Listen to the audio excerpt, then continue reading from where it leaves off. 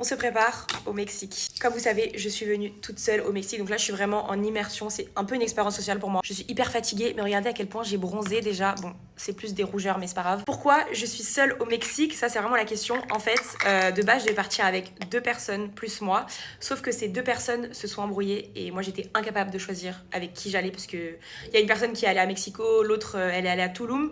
Du coup je me suis dit bon, je vais aller à Cancun, c'est entre les deux. Vu que de base j'étais vraiment toute seule, mon seul objectif ici c'était d'arrêter de dépenser de l'argent. Et mon deuxième objectif, c'était de me faire des amis. Sauf que j'ai trouvé aucun français jusqu'à aujourd'hui. Puisque ce matin, je me suis réveillée à 5h du matin pour me rendre sur une île. Et à ma grande surprise, il y avait plein de Français. En fait, j'ai cramé qu'ils étaient français parce qu'ils ont commencé à mettre du Joule sur le bateau pour aller à l'île.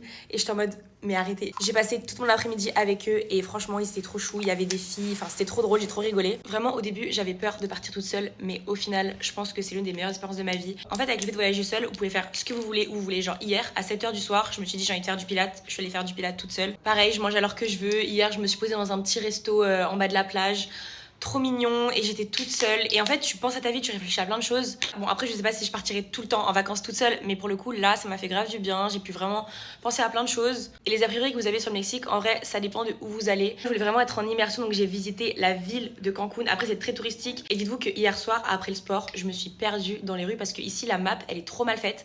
Je me suis perdue et je me suis retrouvée dans une jungle, dans des ruelles bizarres. J'avoue j'avais un peu peur mais je me suis dit vas-y c'est pas grave. Il y a beaucoup d'appareils sur le Mexique mais à part ça les Mexicains sont trop gentils. Il y a quand même des côtés safe, genre quand on prend des Uber, les femmes elles sont hyper gentilles. Et vous quand j'étais à l'aéroport pour venir dans la ville, il y a une femme qui m'a dit j'ai ta loc en direct donc t'inquiète si t'arrive quelque chose je le saurai.